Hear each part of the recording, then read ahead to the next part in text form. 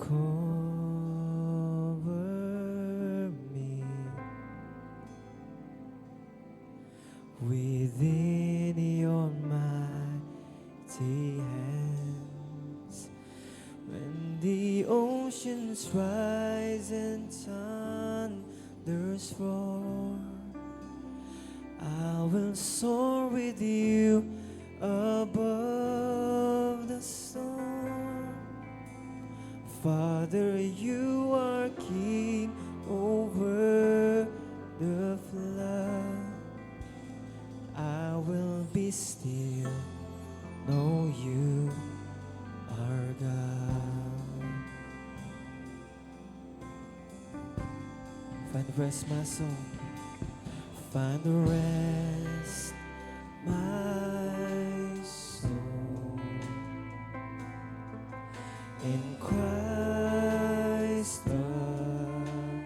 alone. Know His power, know His power, in quietness and trust. When the oceans rise and thunders roar, I will soar with you above the storm. Father, you are king over the flood. I will be still, know you are God. When the oceans rise and thunders roar, I will soar with you above the storm. Father, you are king over the flood, and I will be still, know you are God. I will be still, know you are God. I will be still, know you are God. Amen. Isa pa po, di na tayo pong clap offering ang kakatamong Diyos. Hallelujah.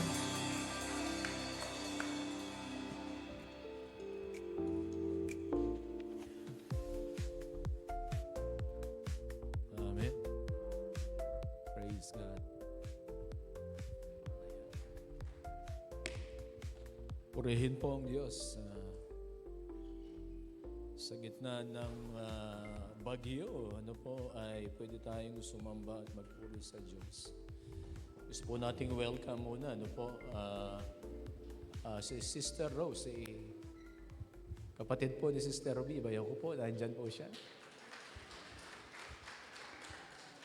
Meron pong mga wala, pero meron mga bisita rin po tayo. Mga kapatid po ni Brother Nel, ni Pastor Nel. Pwede po bang tumayo? Amuraw and Hipolito family. Sige po, pwede bang tumayo? From Pampanga, meron po from Cavite and from Canada. Palakpakan naman natin. Ayan. Salamat po. Kayo po ay welcome dito po sa ating pagsamba sa True Light Assembly of God. Ayan. Kung meron po kayong mga Biblia, ay buksan po natin sa tayo pong lahat ito ngayon. Matthew chapter 8, verses 23 up to 27. Ito po ang sinasabi ng salita ng Diyos. Then he got into the boat, and his disciples followed him. Suddenly, a furious storm came up on the lake, so that the waves swept over the boat. But Jesus was sleeping. The disciples went and woke him, saying, Lord, save us. We're going to drown. He replied, You of little faith, why are you so afraid? Then he got up and rebuked the winds and the waves, and it was completely calm. The men were amazed and asked, "What kind of man is this? Even the winds and the waves obey him."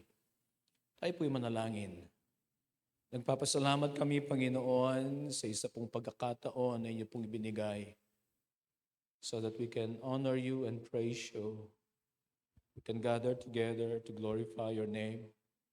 Salamat po sa mga pagkakataon na ang inyong presensya ay aming nararanasan. Salamat po sa inyong pag-ibig sa bawat isa sa amin.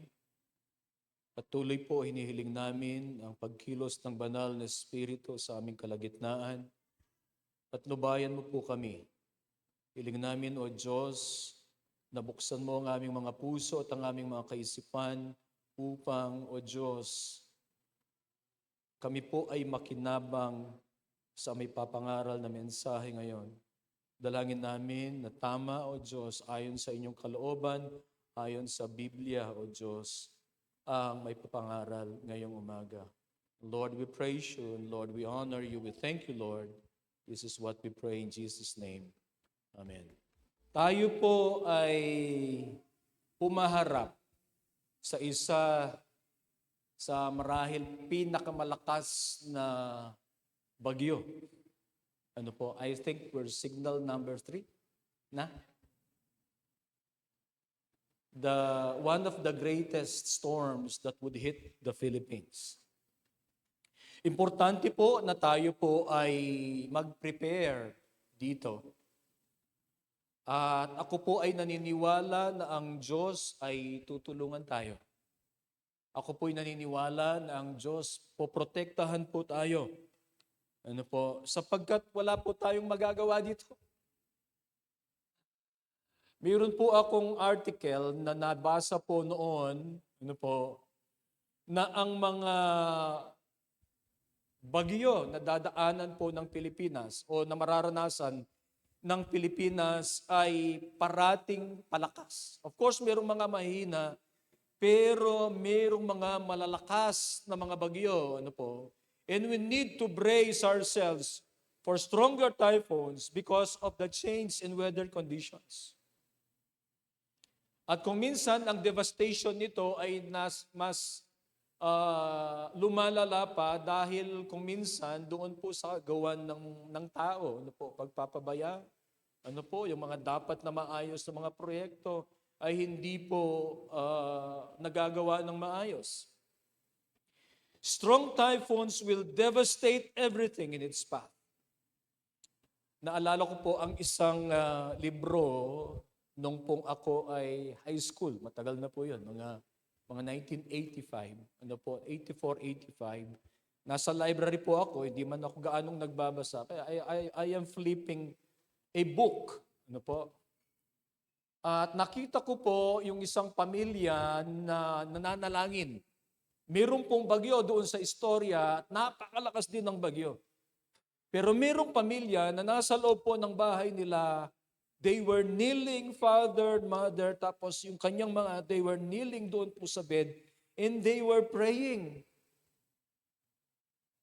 At pagkatapos po ng bagyo, ay yung kanilang bahay, yun lang yung natira. Lahat ng nakapaligid sa bahay nila ay nasira. Ano po, parang meron akong nakita noon doon, doon sa Amerika, ano ba yun? Sa bagyo ba yun o wildfire? Sa wildfire, ano? The family that prayed was protected by God in the storm. Ang pwede po nating magawa ay tayo po ay manalangin. Amen po ba doon? We can pray and ask God for His protection for us and for our families and for our properties. Ano po? Kaya ng Diyos. At hindi lamang po marahil yung bagyo talaga na kagaya ng bagyong paparating, we will also face storms of life. But with Christ, we will face every storm that comes our lives with victory. Amen. Amen po ba doon? Pwede sa pagkatapos po ng mga bagyo, ng mga physical, ng mga kagaya ng bagyong ito, o bagyo po ng buhay, pagkatapos po niyan ay we are safe because of Jesus Christ. Kung tayo po ay poprotektahan ng Panginoon at iingatan sa gitna ng bagyo, kahit ano pong bagyo ang dumating, we will be safe. The storm will not harm us. Amen. With Christ in the storm, we are safe and protected. Meron pong awitin yung mga bata. Hindi ko po alam kung alam niyo ito. Yung mga kabataan, marahil hindi na po alam ito. Pero yung mga matatandang mga manampalataya, alam ito. With Christ in my vessel, I can smile at the storm. Smile at the storm. Smile at the storm. With Christ in my vessel, I can smile at the storm until He takes me home.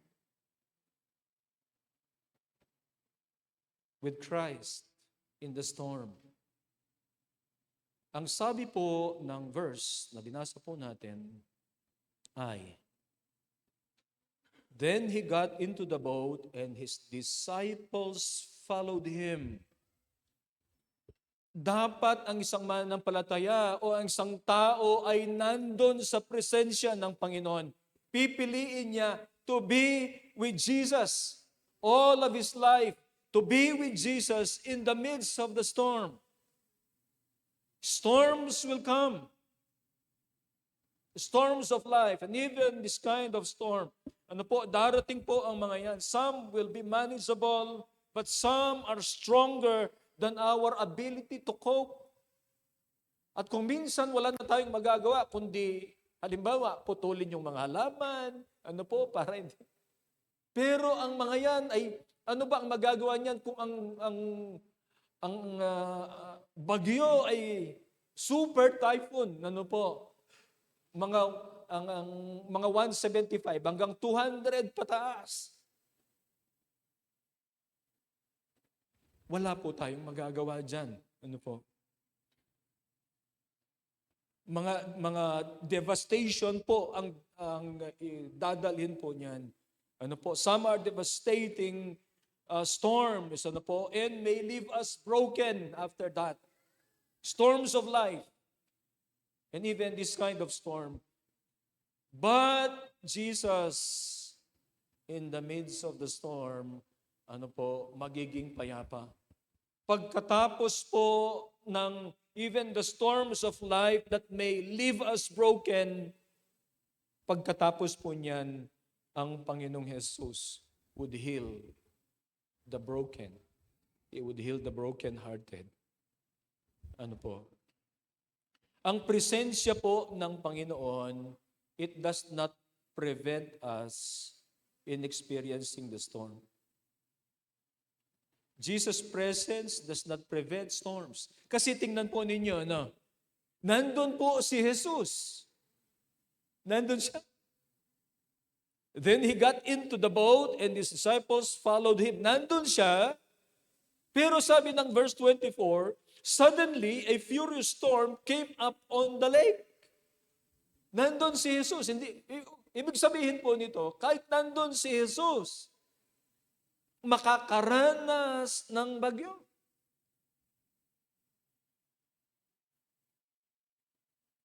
Jesus' presence does not prevent storms, but Jesus' presence gives peace in the midst of the storm. Amen. Jesus was in the boat, but the storm still came. No po, bilang mga mananampalataya at tagasunod po ng Panginoong Yesus, hindi ibig sabihin na hindi tayo makakaranas ng bagyo. Hindi po tayo free doon sa mga bagyo na yan. Mararanasan natin. It just means we are storm-proof. Storm-proof. Ano po? The presence of Jesus doesn't stop problems from coming. But it keeps problems from overcoming us. Hindi tayo magugupo ng mga problema. Hindi tayo magugupo ng mga storms of life. Hindi tayo magugupo ng bagyo na parating na yan. Ano po? Because we have Jesus Christ. Amen. Ang mga disciples po ay kasama ng Panginoong Yesus. At yan po ay dahilan. It's enough reason na mararanasan po nila ang kapayapaan, mararanasan nila na sila po ay safe sa gitna po ng matinding bagyo. Ang susi po rito ay to make ourselves reconciled to God. Kung gusto nating maranasan ang presensya ng Diyos, nakasama natin ang Diyos, we must reconcile ourselves to Jesus. Bago po ang mga devastating storms of life and even devastating storm just like this one. The time to be with Jesus is now. Baka sasabihin po ninyo, sa mga panahon lang ba na ganito na dapat lumapit sa Panginoon? Ay, hindi po. Pero nandito, parating po yung bagyo. Tingnan po natin yung second Chronicles chapter 7, verse 14. Ang sabi po, if my people who are called by my name will humble themselves and pray and seek my face and turn from their wicked ways, then I will hear from heaven and I will forgive their sin and will heal their land. Kapag daw magpapakumbaba, tatawag sa pangalan ng Diyos, hanapin ang kanyang mukha, at sila po ay tatalikod doon sa kanilang mga masasamang gawa, ang Diyos makikinig. Ang Diyos magpapatawad. Pero kung titingnan po natin ang verse 13, ang sabi po, when I shut up the heavens so that there is no rain, or command locusts to devour the land, or send a plague among my people. So meron pong impending judgment, meron pong impending na mangyayari sa kanila. Pero ang sabi niya, kung lalapit sila sa akin. Meron pong impending na storm ngayon. Palapit. Pwede tayong lumapit sa Diyos at manalangin, at humingi ng tawad, at maranasan natin ang kanyang pagpapatawad at ang kanyang pag-iingat. Amen. The time to be with Jesus is now. To be with Jesus, to be in His presence. It's urgent because it involves po our safety. Physical and spiritual safety, to be with Jesus. Kung hindi tayo nakapaghanda sa nakaraan, mga ilang taon na tayo ay malayo sa Panginoon, marahil ito po ay panahon ng pagtawag ng Diyos sa atin. Natingnan ng ating puso. At ituon sa Diyos at itama ang ating puso sa harapan ng Diyos. Amen. Be with Jesus in every detail and moment of your life. Sa verse 25 ng pong text natin, ang sabi niya ay ito.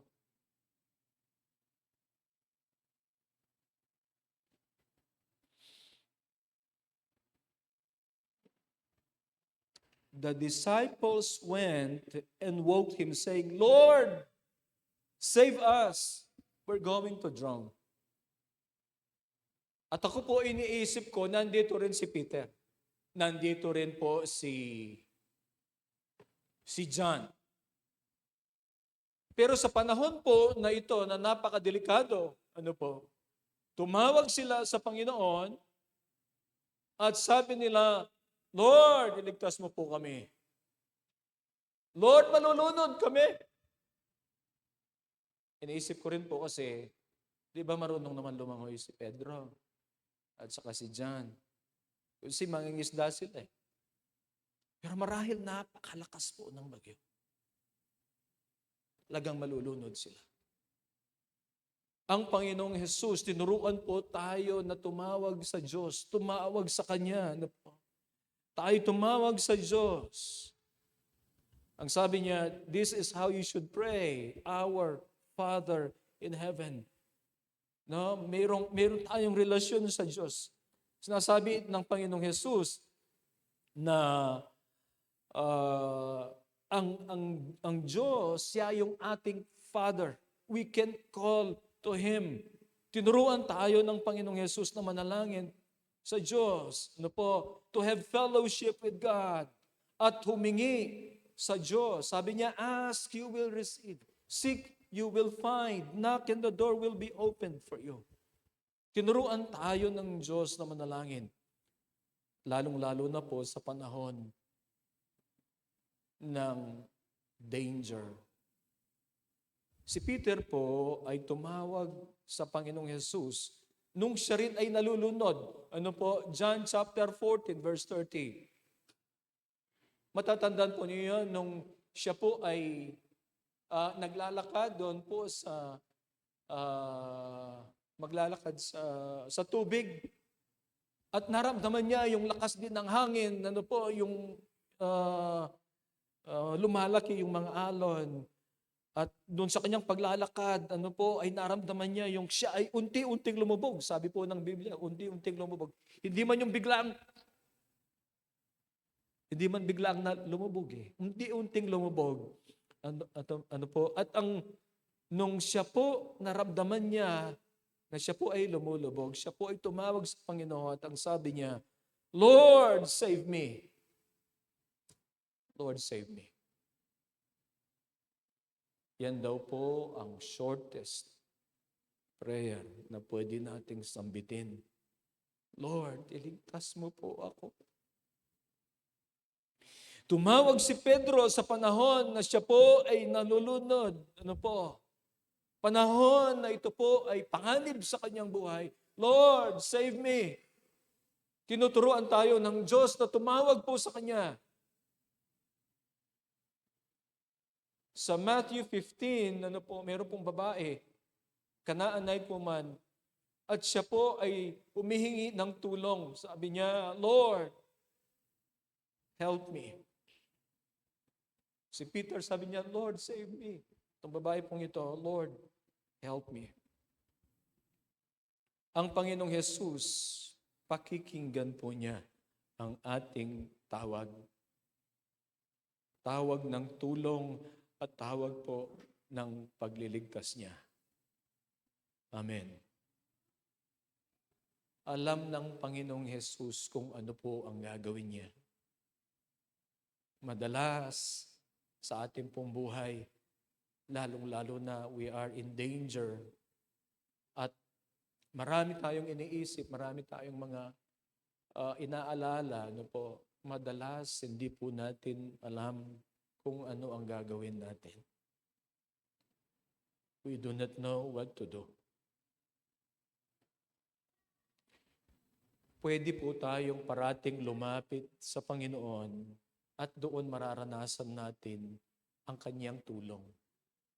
Ang sabi po ng Hebrews chapter 4, verse 16, let us then approach God's throne of grace with confidence so that we may receive mercy and find grace to help us in our time of need. Makakasumpong po tayo ng tulong galing sa Diyos. Matuto po tayong tumawag sa Diyos. Panginoon, iligtas mo po ako. Panginoon, tulungan mo po ako. Ito po ay mga panalangin na tinugon ni Jesus. Tinugon ni Jesus si Peter. Ano po? Nung nalulunod si Peter, kinuha po niya at dinala po niya sa bangka. Kasama niyang naglakad pabalik. Ano po? Tinulungan ng Diyos yung pong Canaanite woman doon sa Matthew 15. Ano po? Nung sinabi po ng babaeng ito, Panginoon, tulungan mo po ako. Tinulungan niya. Hindi ka kaya tutulungan ng Diyos? Hindi ka kaya ililigtas ng Diyos? Sa iyong pagtawag, Lord, iligtas mo po ako. Lord, tulungan mo po ako.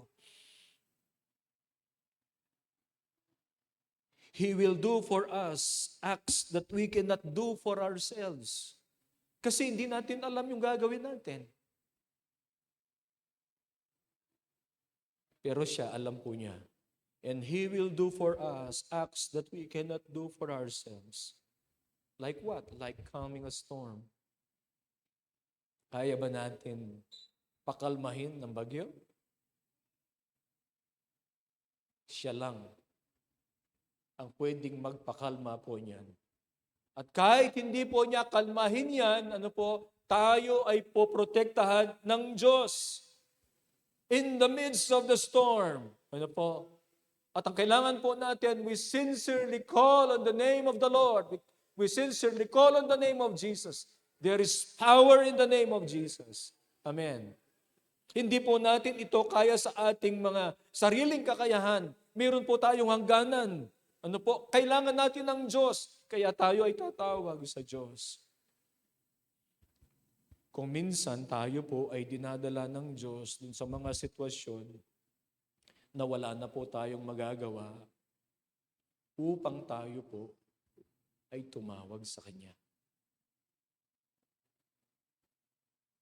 At madalas, ano po, when we are at the end of our ropes, at lahat ng diskarte natin, kakayahan natin, ano po, ginawa na natin na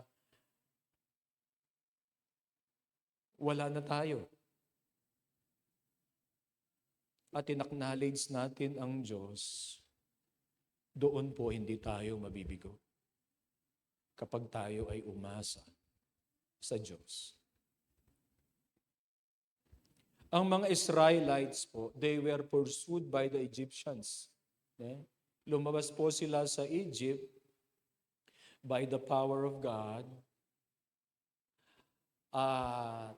Ang sabi ng Pharaoh, umalis na kayo, ayaw ko na kayong makita.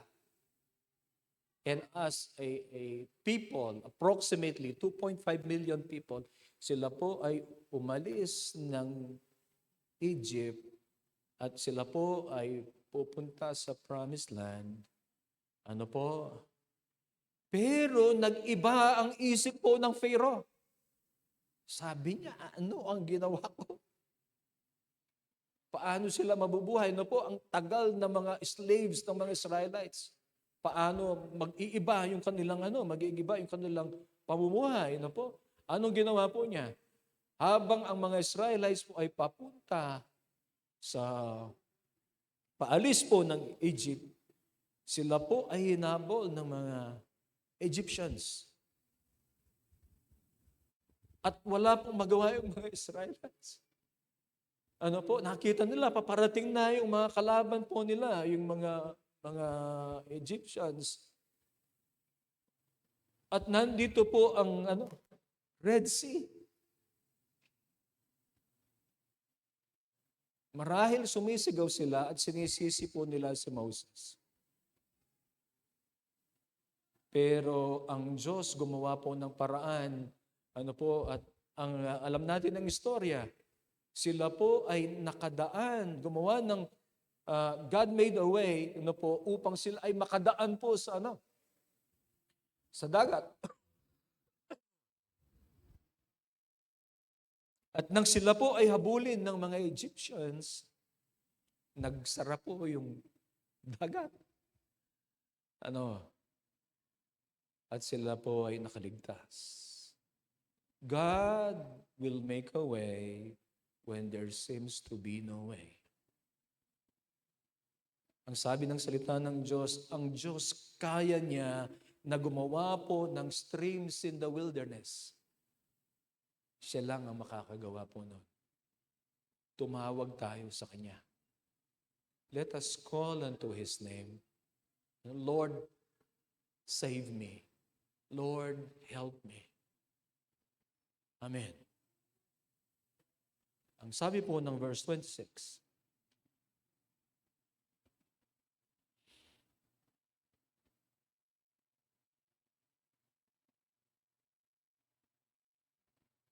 He replied, "You of little faith, why are you so afraid?" Ano pong nakikita natin dito? Let us continue to trust Jesus. Ipagtiwala po natin ang ating buhay sa Panginoong Jesus. Pagtiwalaan po natin that He has a good intention for your life. Pagtiwalaan po natin that He has a better plan for your life, better than what you have intended doon po sa iyong sarili. Pagtiwalaan po natin siya na kaya po niyang pakalmahin ang bagyo na paparating. Kung hindi man pagtiwalaan natin na tayo po ay poprotektahan ng Diyos sa kalagitnaan po ng bagyong ito. Na tayo po habang nananalangin at tumatawag sa Kanyang pangalan sa loob ng ating mga bahay, kung nasaan man tayo, na tayo ay proproteksyonan ng Panginoon, na tayo po ay sasamahan ng ating Diyos. Ilagay natin patuloy ang ating pananampalataya sa Kanya. Kapag inilagay natin ang ating pananampalataya sa ating Panginoong Jesus, we need not fear the storm, and we need not fear the storms of life. There will be storms of life. But when we trust the Lord, tayo po ay hindi lang, kung hindi kakalma yung mga sitwasyon ng buhay natin, tayo ang kakalma. Kakalma ang puso natin. Because we trust in Jesus. There will be times na parang matatakot tayo. There will be times like that. Pero ang pananampalataya po ay pagtitiwala sa Diyos in the midst of that fear. You trust God. Kahit nararamdaman mo na mayroong matatakot ka, pero pag tayo po ay nagtitiwala sa Diyos, ang fear na yan, pakakalmahin ng ating pagtitiwala sa Kanya. Hindi ba tayo magtitiwala sa Panginoong Jesus na at His rebuke, the winds and waves would come? Ang sabi po ng salita ng Diyos, and it was completely calm. Sabi ni Jesus, tigil. Tumigil. The power of Jesus. Ipagtiwala natin ang buhay natin sa Kanya. At sabi po ng salita ng Diyos, then, the men were amazed.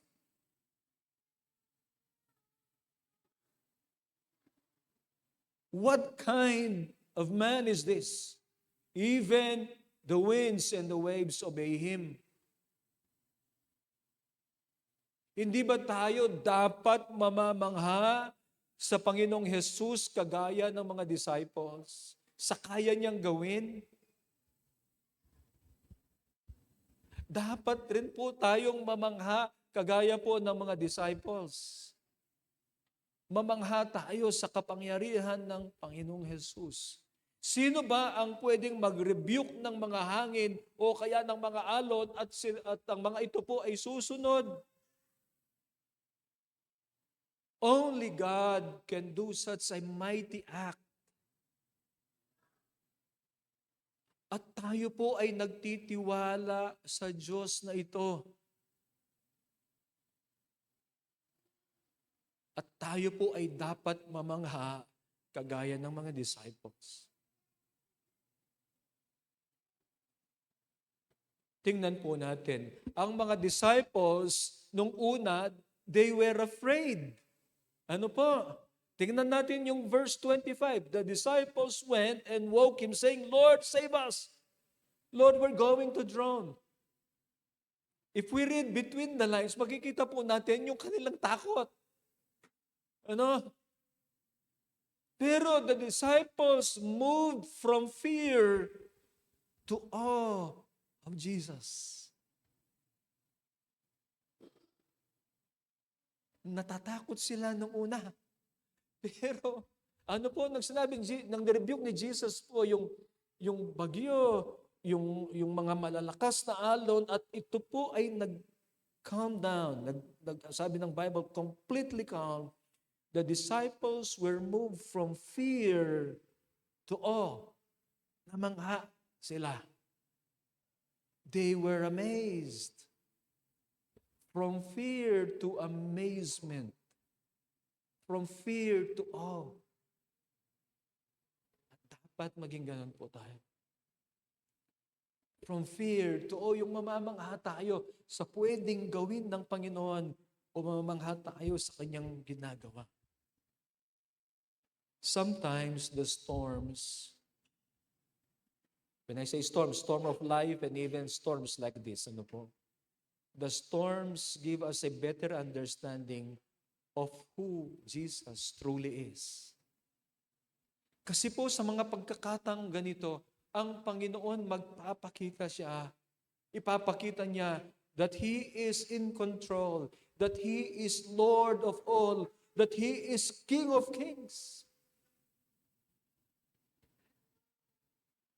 The Lord Jesus is in control. The Lord Jesus can protect us. The goal is not relief from the storm, but a revelation of Christ. Ang mga lalaking ito, ang mga disciples na ito, no? Nakilala nila. Na-amazed sila. What kind of man is this? He is not a man. He is not merely a man. He is not merely a man. It's a revelation from God through the storm. Ano po? At na-amaze sila, what kind of man is this? And they believe he's not only a man. He is God. Sabi niya, even the winds and the waves obey Him. Will the winds and the waves obey you? Magsasawa po akong magre-rebuke dyan kung ako. Hindi po susunod sa akin yan. What kind of man is this? Even the winds and the waves obey Him. He is not merely a man. He is God in control. Amen. At sila ay marahil naliwanagan ng kanilang kaisipan. Ano po? They experienced relief from the storm, pero hindi lamang po relief from the storm. Ang blessing doon ay mayroong revelation. The revelation of Christ. Even the winds and the waves obey Him. Let us trust Jesus. Amen. Ang sabi po ni Jesus, believe in God, believe also in me. John 14, verse 1. Ang sabi po ng Proverbs 3, 5-6. Trust in the Lord with all your heart and lean not on your own understanding. In all your ways submit to Him and He will make your plans straight. Parating na po ang bagyo. Andyan na. But we can call upon the Lord. Amen. Amen. We can trust Him. And let us decide always to be in the presence of Christ. That is our safe place. Safe place po natin ang nasa presensya ng Diyos. Amen. Let us be with Jesus in the midst of the storm. Let us call unto Jesus in the midst of the storm. Trust Jesus in the midst of the storm. Not only this physical storm, but in every storm of life. Amen. The storm will pass, and God will keep us in His power and in His presence. Amen. Pong lahat ito ngayon.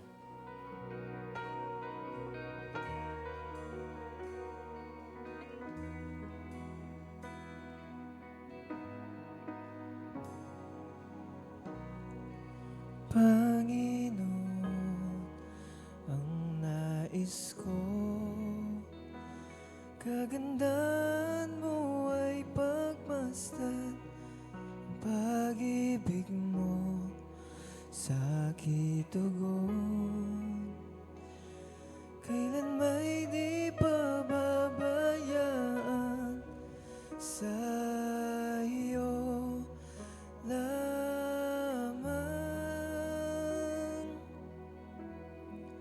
matatagpuan sa iyo lamang.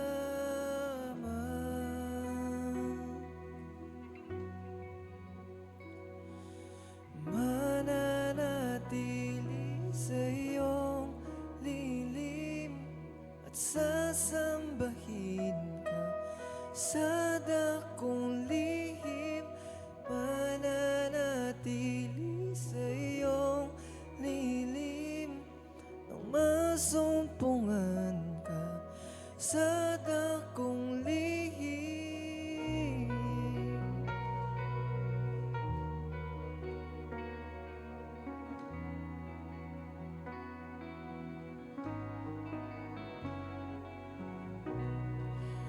Panginoon, ang ngalan mo ay kalinga at sandigan ko, di magbabago pangako mo. Salita mo'y panghawakan sa iyo lamang matatagpuan sa iyo lamang.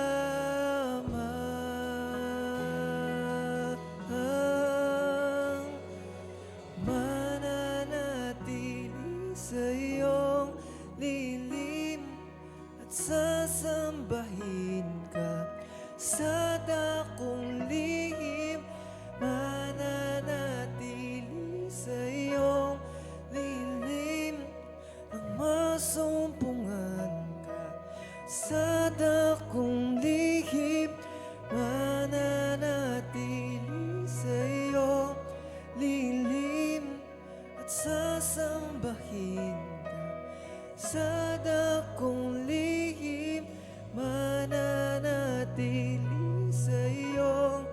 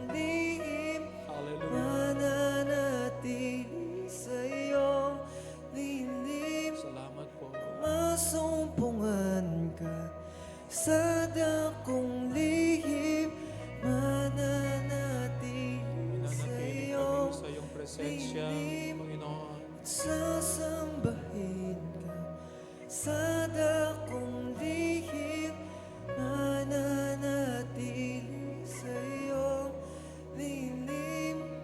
Hallelujah. Masumpungan ka sa dakong lihim. Hallelujah. Mananatili kami sa iyong presensya, aming Diyos. Hahanapin namin ang iyong mukha, Panginoon. We continue to desire to be in your presence, Lord. We desire to be in the midst of your presence always. Panginoon, kami po ay tatawag sa iyo sa panahon ng kagipitan namin, sa panahon na kailangan namin ng tulong. Naniniwala kami, O Diyos, na ang tutugunin mo ang mga panalangin ng pagtawag sa iyong dakilang pangalan. Kami, O Diyos, ay magtitiwala sa iyo. Sa gitna man ng mga bagyong kagaya nito, sa gitna man ng bagyo ng buhay, magtitiwala kami. Sapagkat alam namin, Panginoon, kami ay payapa, kami ay ligtas. We are safe in your mighty hands. We are safe in your presence. Panginoon, ilagay mo sa aming mga puso ang kapayapaan. Alisin mo ang agam-agam, Panginoon. Ikaw po, O Diyos, ang magprotekta sa bawat isa at ang pamilya na represented, Panginoon. Protektahan mo po ang bawat buhay, ang bawat pamilya. Protektahan mo, Panginoon, ang mga communities po namin, ang aming bansa, Panginoon, sa bagyong ito. Salamat, meron kaming Diyos na pwedeng masandigan, matawagan, Panginoon. Salamat po. Iparanas mo, Diyos, ang iyong kapangyarihan, ang assurance, Panginoon, ng iyong presensya. And, Lord, kapag maranasan namin ng iyong presensya, Panginoon, mararanasan namin ng comfort, mararanasan namin ng kapayapaan, Panginoon, ang kagaalakan, O Diyos. Salamat po. Pinupuri ka namin at dinadakila, Panginoon. Salamat sa iyong kabutihan. Panginoon, salamat sa mga panahong ganito, O Diyos, ng pagsamba at ng pagpupuri, Panginoon, sa iyo. Nararamdaman namin, O Diyos, ang iyong presensya, ang assurance, Panginoon, ng iyong kabutihan at ng iyong pagpapala sa bawat anak mo. Pinupuri ka namin, dinadakila ka namin. Panginoon, ang iyong mga anak na naririto, pagpalain mo po sila, iparanas ang biyaya ng Panginoong Jesus, ang pag-ibig ng Ama at ang pakikiisa ng banal na Espiritu. Amen. Amen. Amen. Pagpalain po kayo ng Panginoon. God bless everyone.